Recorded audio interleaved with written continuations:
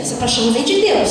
E eles tiveram o tabernáculo, o primeiro templo de Salomão, que foi destruído. Eles tiveram o segundo templo, que Esdras lançou a pedra fundamental, Neemias fez os muros da cidade, e ali foi levantado no tempo de Esdras o segundo templo de uma forma simples. Mas Herodes, ele queria chamar a atenção do mundo e ser amigo dos judeus, ele deixou o segundo templo fantástico, maravilhoso. No tempo de Jesus o segundo templo funcionava. Esse templo que Herodes demorou 46 anos fazendo melhorias, isso está escrito em João capítulo 2, que 46 anos de reformas e ampliações e melhorias. E no ano 70 depois de Cristo, esse templo que Jesus pregou, que Jesus andou, que Jesus esteve, foi destruído pelos romanos. Desde o ano 70 depois de Cristo que os judeus não têm templo. Aliás, eles ficaram até sem nação. A prioridade era a nação eles já têm. Agora, o coração deles bate para ter o templo de volta. Mas como ter o templo se o monte do templo está ocupado pela mesquita? E o judeu não pode subir ali. É disso que eu estou falando. O monte onde o primeiro e o segundo templo foram construídos, hoje está ocupado pela mesquita dos árabes. E os árabes conquistaram poder para estar ali naquele monte. E eles não permitem que os judeus subam para orar. E que não pode subir sendo judeu de forma alguma. E o judeu ele sonha em ter o terceiro templo, que está anunciado no próprio livro de Ezequiel. Aliás, Jesus em Mateus 24 diz que na tribulação haverá um momento, no meio da tribulação, e está escrito em Mateus 24, versículo acho que é 16 ou 17, está escrito que o sacrifício será cessado. Para o sacrifício ser cessado, o terceiro templo tem que estar em pé. Se você for hoje para Israel, você não vai encontrar nenhum judeu sacrificando animal. Por quê? Porque não tem o terceiro templo, ele não pode sacrificar animal sem que o terceiro templo seja erguido. E o terceiro templo vai ser erguido, como Jesus diz em Mateus 24. E Jesus disse, para que você entenda, leia Daniel. Entenda e veja aquilo que Daniel escreveu. E Daniel capítulo 9 nos diz que ele vai estabelecer uma aliança de 7 anos com o povo de Deus.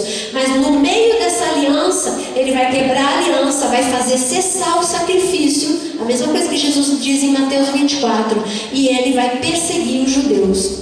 Então, nesse momento da guerra do Oriente Médio, esse homem muito bem articulado, ele vai dizer aos judeus, vamos fazer pazes com os árabes, e eu vou dar uma recompensa para vocês, o que vocês mais querem.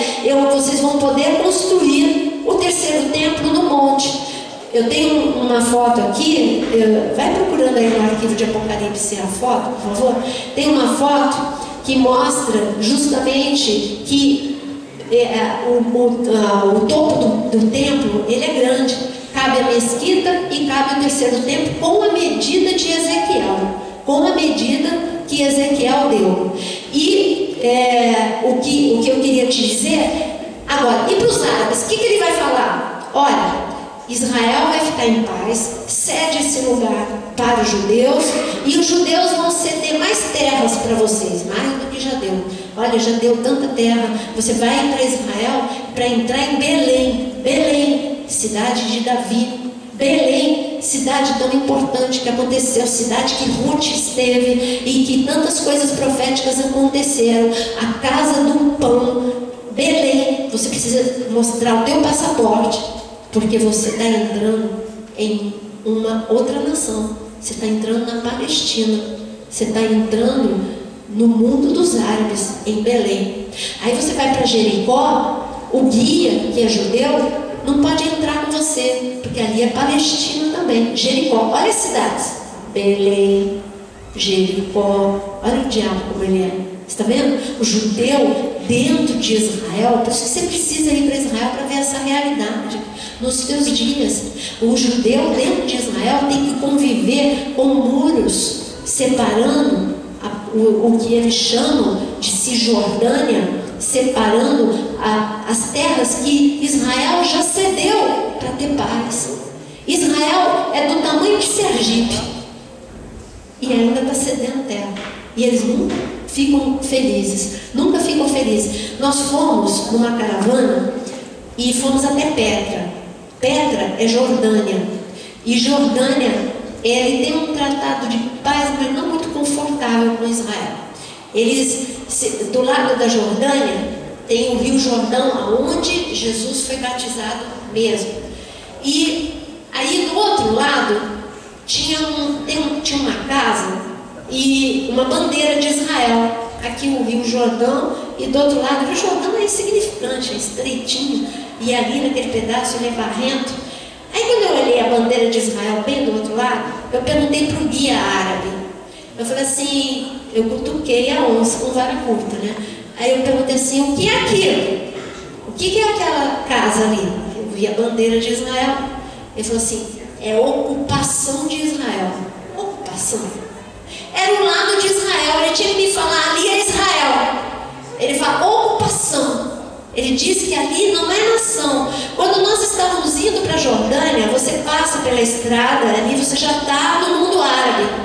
Nós paramos num local para tomar café, para comer, e o pastor Júlio, que é o marido da pastora Madelon, vocês conhecem, ele sabe que eu gosto muito de mapa, gosto muito do globo.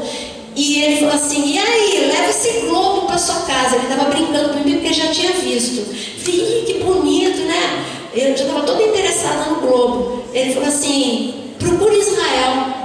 Aí eu fui, gente, não tem Israel. Eles tiraram Israel do mapa.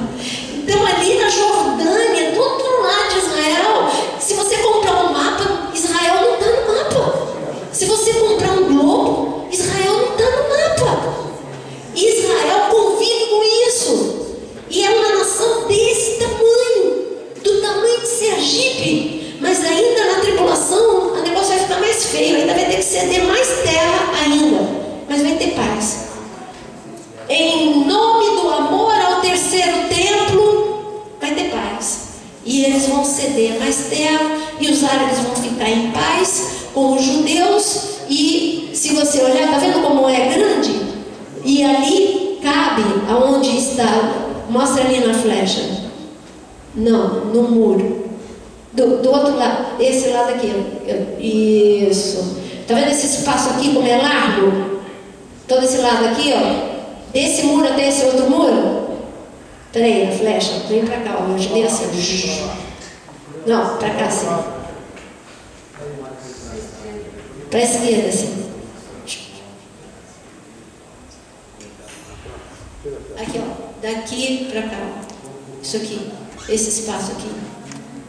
Aqui, os engenheiros de Israel, de helicóptero, eles fizeram uma medição aérea e as medidas que aparecem em Ezequiel 40, porque Deus mandou Ezequiel escrever com as medidas e tudo.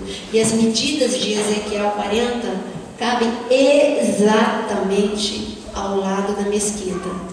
Então, quer dizer, isso é possível acontecer, isso vai acontecer, porque está escrito em Mateus 24. Cuidado que tem muito teólogo maluco.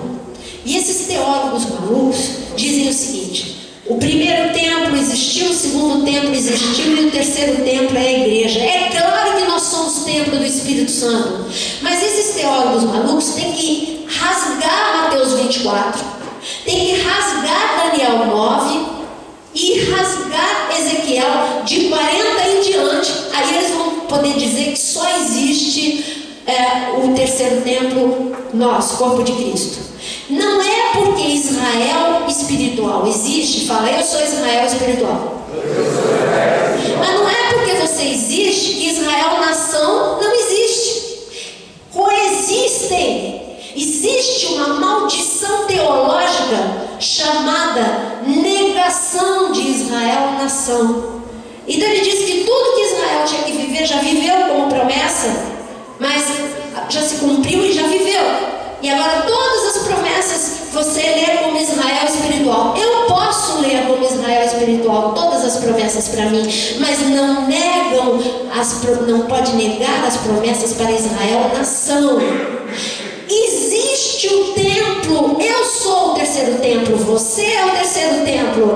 O Espírito Santo está dentro do terceiro templo, que é o templo do Espírito Santo. Mas eu não posso negar que Jesus disse que no tempo da tribulação o sacrifício vai cessar.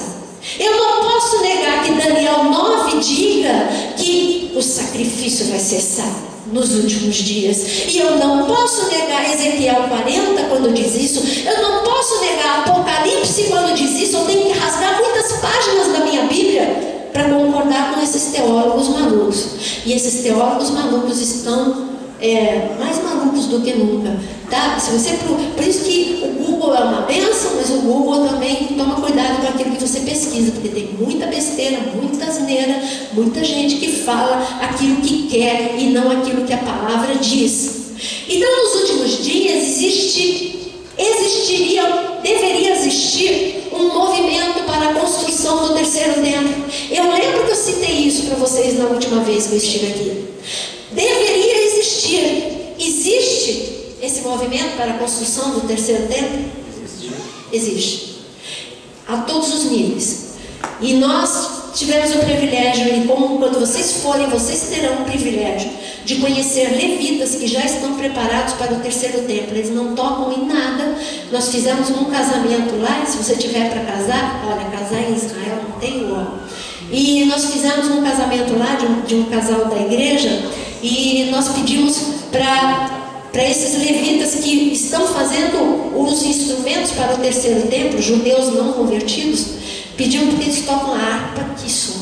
Aí eu perguntei para Xoxana se o marido dela e ela, se eles poderiam tocar nesse casamento. Ela disse, eu posso. Meu marido não, porque ele já é um levita consagrado para o terceiro templo. Ele não toca em nada e não vai tocar em nada que não seja o terceiro templo.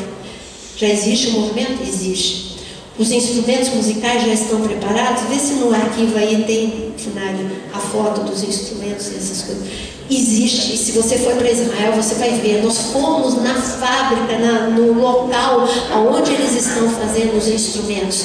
Existe um outro movimento que se chama Instituto do Templo.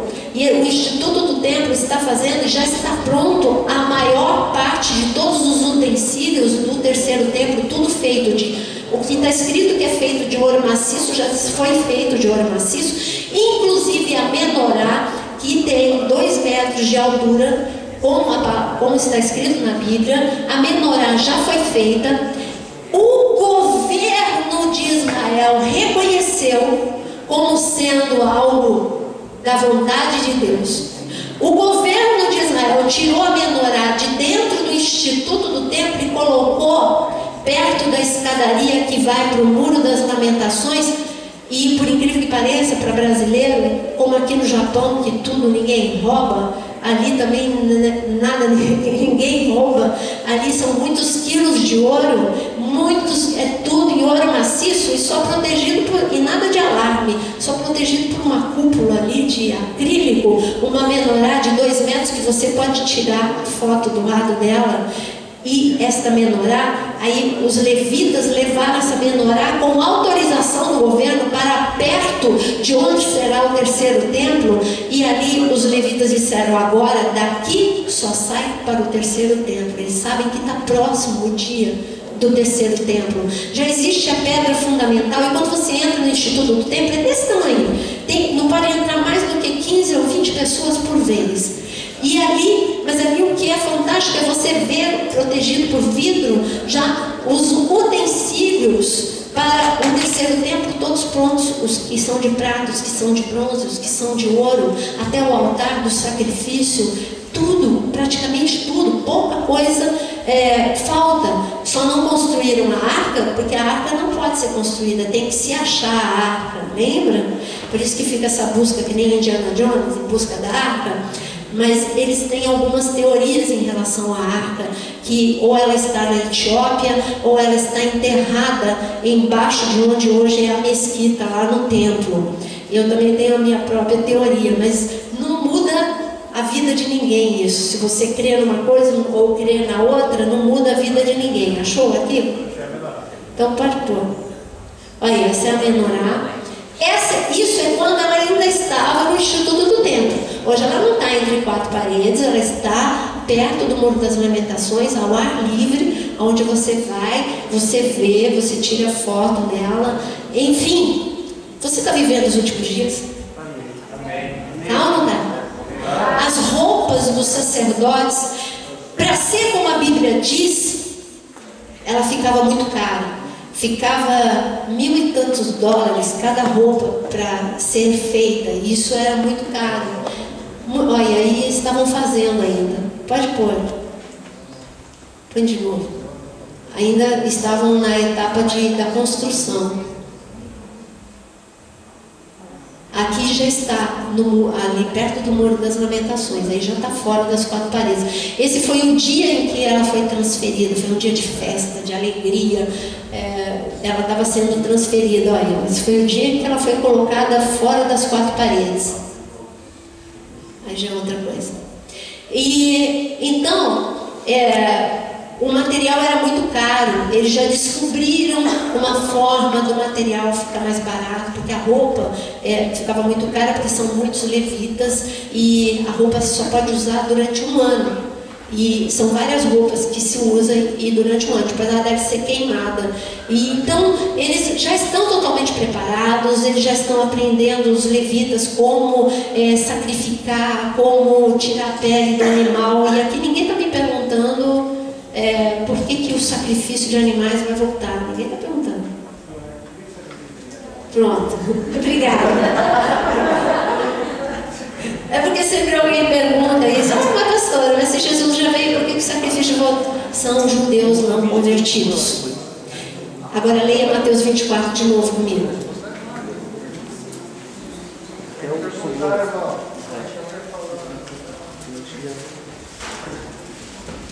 Aliás, a caravana que saía daqui do Japão para Israel, gostaria que fosse por Petra, porque olha o que está escrito aqui: entrasse por Petra, Jordânia, e depois fosse para Israel, para você ver o que Jesus fala. Agora você leu até o versículo 14 comigo. E será pregado este evangelho do reino por todo mundo para testemunho a todas as nações, então virá o fim. Qual fim está falando? A tribulação. Versículo 15. Então, até o versículo 14 você deve escrever antes do arrebatamento. Pastora? Sim. A senhora quer perguntar uma coisa? É assim, né? Eles são judeus que não são convertidos, não creem em Jesus. Não creem. Assim, eles sempre usaram o sacrifício do cordeiro para a remissão dos seus próprios pecados. Sim. Nesse momento, nesse instante, como não tem o tempo, o que eles fazem para serem perdoados ou ainda estão... Eles se sentem justificados, eles precisam cumprir a lei para ser perdoado. Só que, como Jesus disse, ninguém consegue cumprir a lei. Então eles ficam naquela angústia, tem que cumprir a lei, tem que ficar lavando a mão para purificar. E Jesus combateu isso. Jesus falou: não adianta lavar a mão se o coração não estiver puro. Mas eles não leem o Novo Testamento. Mas nós precisamos orar pelos judeus e amar os judeus, porque eles foram feridos de cegueira, como está escrito em Romanos capítulo 11. Leia Romanos capítulo 11, por um tempo, para que a graça viesse sobre nós. Só que como o tempo da graça está acabando para nós, muitos judeus hoje já estão se convertendo, muitos. E durante a tribulação, justamente nesse momento em que eles vão se decepcionar, porque eles vão aceitar o anticristo pensando que ele é o Messias. Porque eles não esperam o Messias, eles esperam o Messias, um homem de carne e osso, e que vai trazer paz. E por um momento eles vão confundir o anticristo com o Messias. Mas quando o anticristo, no meio da tribulação, quando se cumprir 3 anos e meio, ele quebrar a aliança com os judeus, e mostrar quem ele é, profanar o terceiro templo, proibir que eles adorem ao Deus de Israel no terceiro templo, colocar uma estátua dele mesmo e dizer que eles têm que adorar a ele, e começar a perseguir todo aquele que não obedecer. Nesse momento que ele vai perseguir os judeus vão entender que ele não é o Messias. Vem uma decepção sobre eles. É esse momento que Jesus vai se apresentar em pessoa para eles. Primeiro, o Evangelho vai ser mostrado por aqueles, lembra os cristãos que vão ficar e que não estão posicionados? Nesse momento que os judeus, porque seria muito absurdo, por que Jesus deixou um recado aqui para eles em Mateus 24? Quando vocês virem o sacrifício cessar, corram, fujam de Jerusalém, vão para a Judéia. Eu falei, Jesus está deixando um recado no Novo Testamento para judeu que não lê o Novo Testamento. É meio maluco isso. Mas você está entendendo que são homens e mulheres que no meio da tribulação vão mostrar para os judeus, olha, tem um aviso aqui. Agora você está vendo que é verdade? Que ele não é o Messias. Olha, sabe aquele Jesus que você disse que não era o Messias? Ele é o Messias. E olha aqui, ele deixou um recado para você, foge para a Judéia. E os judeus vão fugir para a Judéia. Primeiro para a Judéia, depois eles vão para Petra, aonde tem cavernas naturais. E aqui diz, e você vai ler comigo, aonde ele vai se apresentar em pessoa para os judeus, e você vai ler comigo aqui. Mas leia, continua lendo Mateus, mas deu para entender por que Deus vai permitir que eles continuem com o sacrifício de animais por 3 anos e meio? Para que no momento da decepção, não é no momento da calamidade que vocês estão querendo evangelizar para os japoneses? Então é no momento da decepção que Jesus vai levar o evangelho para o judeu. Alguém levantou a mão? Assim, olha, vai para o início. Vai, é aí. Tá vendo? Essa é a mesquita que está no lugar onde o primeiro templo foi construído. Tá vendo a letra B? Ali, em cima do teto? Então, agora, mostra ali, aí, ó. É aí que vai caber o terceiro templo. Ficou claro para vocês? Agora, não, volta lá. Como é que eles estão conseguindo dinheiro para tudo ser em ouro puro, tudo ser em prata puro, todos os utensílios do terceiro templo? Eles estão dizimando para o terceiro templo. Esse é o half shekel. Sempre foi assim no templo, porque no templo, por exemplo, a mesma coisa que você quisesse dar dízimo e oferta, e você tivesse, porque Deus é santo, e você não quisesse trazer, hoje nós pela oração santificamos tudo, mas por causa do nome de Jesus e por causa do sangue de Jesus. Mas no tempo do primeiro e segundo templo não havia o poder do sangue de Jesus e do nome de Jesus. Então as pessoas que queriam dizimar no templo, elas trocavam o dinheiro com os cambistas, aqueles famosos cambistas que vocês viram Jesus brigando com eles por outro motivo. Não era pelo motivo do trocar o dinheiro, era por um motivo que eles estavam avançando para um lugar que eles não podiam estar. Então eu queria dizimar tipo R$1.000, eu tinha que trocar os R$1.000 por half shekel. Ali eu trocava e eu trazia aqui para o altar o half shekel. Deu para entender? Era como se assim, a unção de Mamon não entrasse na igreja, mais ou menos isso. O dinheiro ficava longe do altar. Era esse o motivo. Então eles estão dizimando para o terceiro templo, e judeu tem uma unção de riqueza, você sabe disso, porque vem de Deus, e eles têm dinheiro e eles dizimam, e eles estão fazendo tudo de ouro puro, tudo de prata pura, como Deus mandou. O que é de bronze é de bronze, o que é de prata é de prata, o que é de ouro é de ouro. Sim. Pastor, essa moeda é a mesma usada antes da diáspora? A mesma. Inclusive, na época, a primeira vez, porque agora isso já está sendo feito há mais de 15 anos. O primeiro, eu dizimei no primeiro, e para convencer o judeu que eu não era judia. Aí, e ele, não, você não pode. Eu falei, mas eu quero, ele não pode. Aí eu consegui, convenci o judeu. E o interessante é que foram digitar meu nome, e uma ovelhinha lá da igreja falou assim: pastor, o teu nome está escrito no Muro das Lamentações como dizimista do terceiro templo. Eu falei, amém, Pô, que legal, né? E eles colocaram, porque foram os primeiros que dizimaram para o terceiro templo. Pode ir. Pode ir. Eles já estão achando, a novilha para o terceiro templo tem que ser a novilha vermelha, sem pelo nenhum branco. Eles já estão conseguindo chegar lá a ter uma novilha sem nenhuma mancha. Pode ir para frente. Esse é o Gerson, é um maluco de Deus que achou a pedra fundamental. A pedra fundamental ela tem que ter, não é que ele achou, essa que é a pedra, é que existia no tempo desde sempre, desde o primeiro templo. Vocês sabem que cada família era responsável por uma coisa. Existia uma família dos levitas responsável por achar pedras para a fundação do templo, porque a pedra tem que ser